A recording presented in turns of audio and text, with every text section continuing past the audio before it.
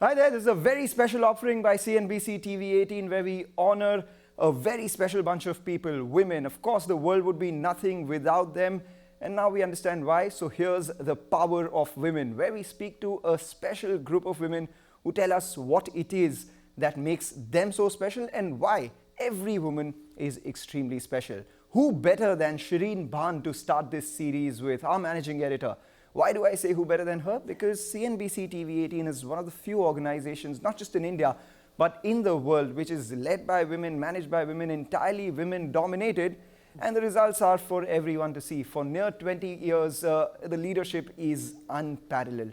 Shereen, thanks a lot for joining in. And that really is the first question. What makes CNBC TV18 so different? Because out here, we speak to not just the leaders, but all our colleagues. They face no disparity as far as gender is concerned, no unequal treatment or inequality, so to say. And then you go outside and there are all these problems. So what is it that makes this place so special? Well, thanks very much, Mangalam, for first of all putting me on this show. I think a lot has to do with the culture that we've been able to create over the last 20 years at CNBC. It's a very flat structure. We don't really believe in hierarchy. We've always been merit-based and merit-driven, and we've always been an equal opportunity organization, irrespective of gender.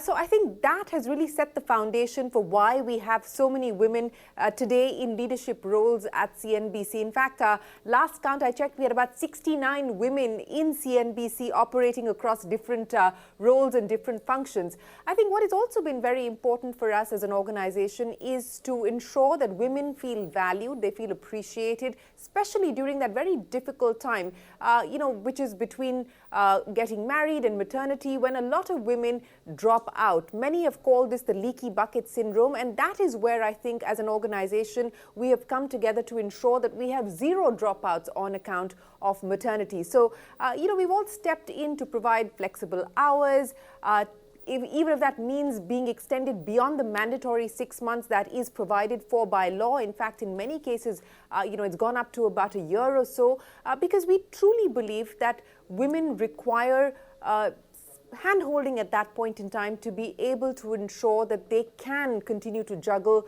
all their responsibilities adequately. But we haven't kept the men out either. So we have a flexible paternity leave policy as well, and we encourage the men to take up responsibility of taking care of the house, taking care of the kids, and so on and so forth. So we do believe that an organization needs to make a very conscious, concerted attempt at not just bringing more women into the workforce, but also retaining talent that can eventually lead to a leadership position, and that's what we've been able to do. And I think this is a big milestone for us, something that we're very, very proud of. Absolutely, Shereen. We are all extremely proud of the way this organization has handled not just the women, but also men, like you said. But importantly, let's go back and talk about you as a person. At what point were you made aware of the fact that, there is gender disparity? These are things that only boys can do. These are things only girls can do. Can you narrate some anecdote?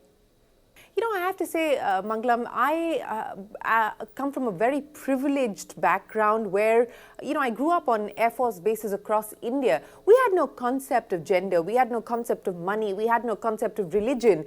We had no concept of class. It was this one large extended family, and that's how we grew up.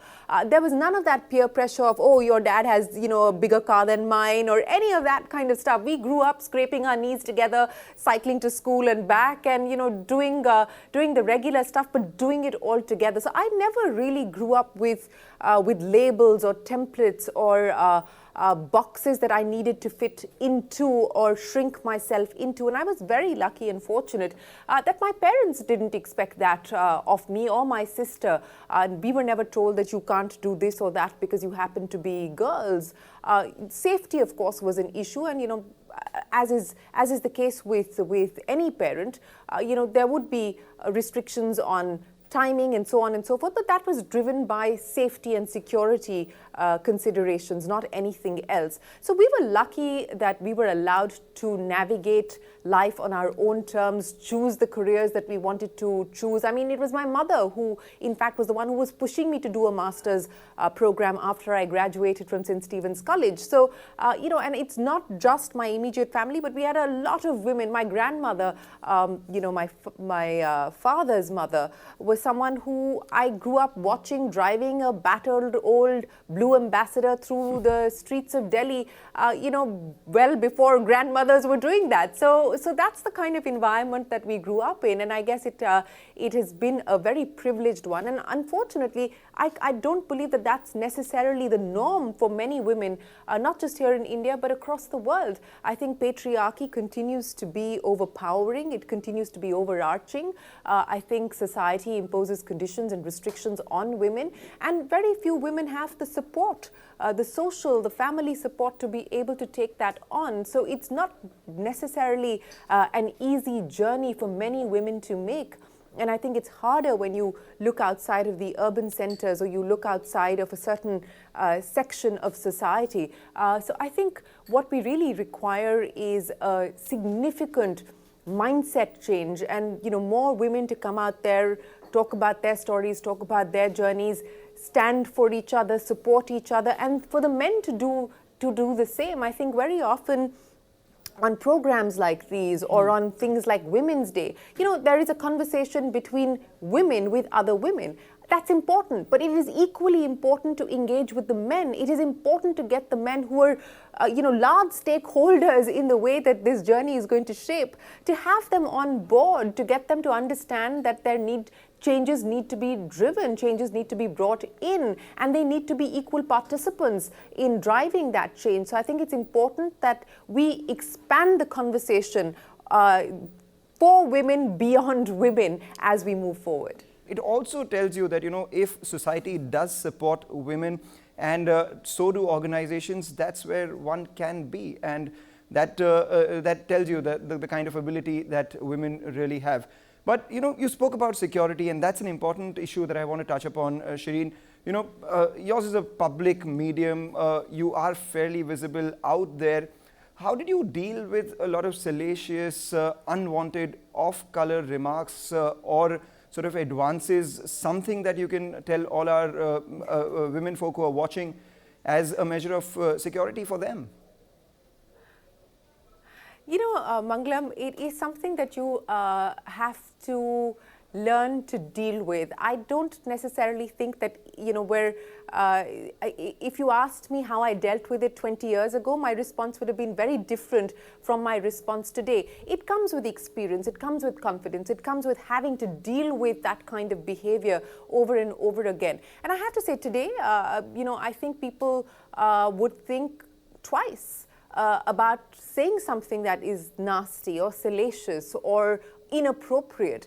But I don't believe that they may have taken those liberties 15 years ago. So I think that it is important for us to be able to realize that there are some non-negotiables, and it is perfectly okay to express your disappointment with that behavior, to express your discomfort with that behavior, and to call it out. I think very often because of conditioning, and we don't want to make a fuss about it, and you don't want to be you don't want to be the sort of trouble starter and so on and so forth, we just internalize a lot of that. And I've done a fair degree of that myself. I would think about it in my head and think about how I could have addressed it differently. Could I have said something differently? Should I have done something differently? I mean, I'll give you an example. For the first maybe 10, 12 years of my career at CNBC, I would be so conscious about what I was wearing. I would very rarely wear a dress, for instance, to work or to an interview or to an event, because I didn't want the focus to be on what I looked like. I wanted it to be on what I had to say and how I presented myself and what I spoke about and the conversation that I had.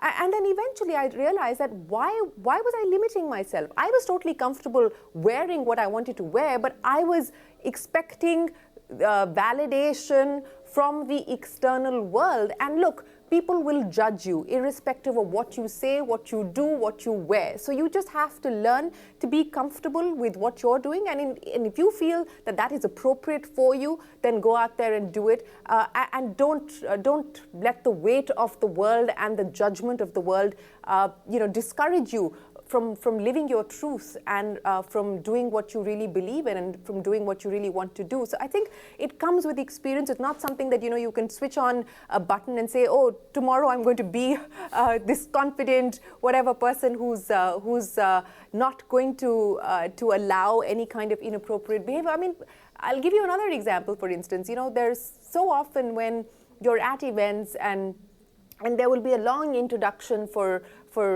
you as a moderator or as a panelist and so on and so forth. And I realized that very often I was the only woman on a panel.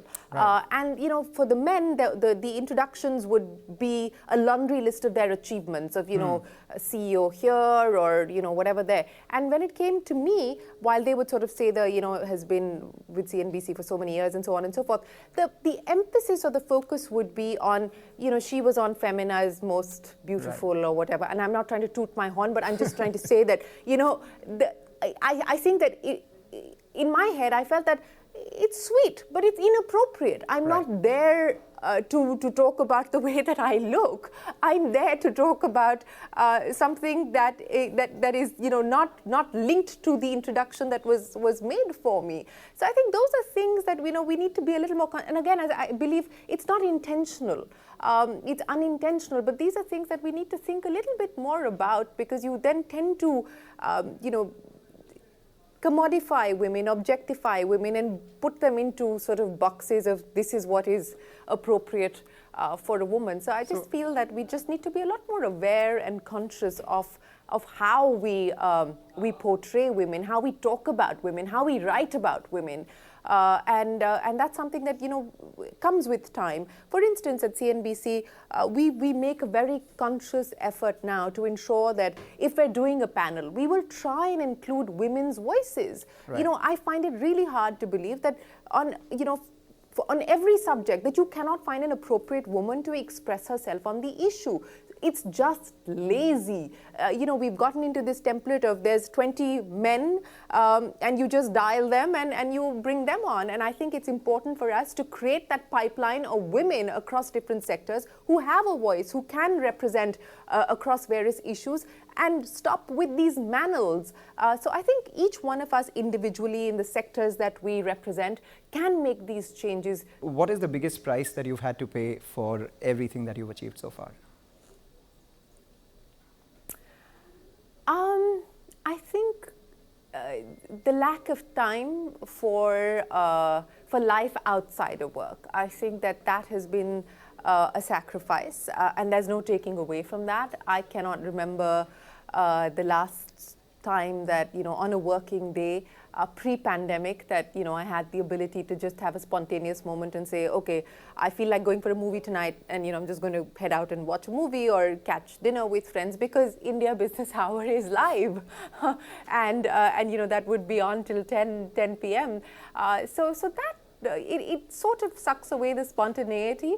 And, it leaves you with not that much ability to plan ahead, because you don't know what's going to happen as far as the news cycle is concerned. So, the ability to think, okay, 2 weeks down the line, I'm going to take some time off, and suddenly some show will come up, or an interview will come up, or a story will break, and, you're required to be back there. So very often, and I'm guilty of that, I think I've always placed a higher priority on the work needs as opposed to my own needs. I'm starting to change that now. Perhaps it comes with the wisdom of being older, but I think we have to be able to find that balance as well, because you end up being one-dimensional, and I think that I have been guilty of that, and I'm trying to change that. So I think you have to be able to make time for yourself, because you are at the end of the day responsible for your own growth, your own evolution as an individual, not just as a professional, but as an individual. So you've got to put in the effort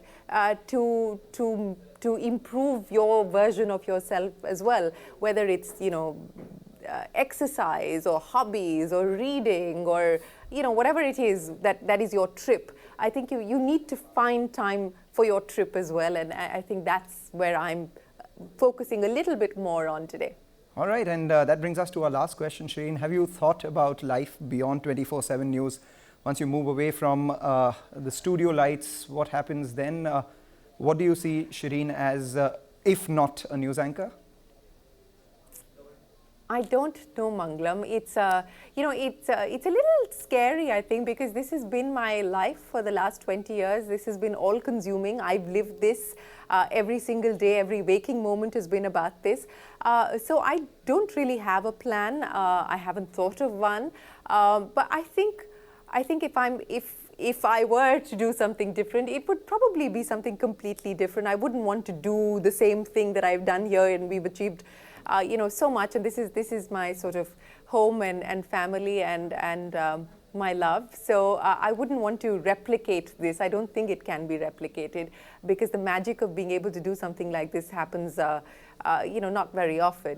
So I think I would truly want to try and do something completely different. I don't know what that is. I will keep you posted when I figure it out. All right, and finally, before we let you go, you know me, I try to make everyone sing at the end of the interview, and I'm going to do just that. We don't have Megha with the guitar here. You've got to sing a line to inspire all the lovely women outside. I have to sing a line. Any song, your favorite song, or the song that you think may inspire women. You've ambushed me. Huh. Just the way you do to all the guests who come. I'm going to sing. Almost heaven, West Virginia, Blue Ridge Mountain, Shenandoah River.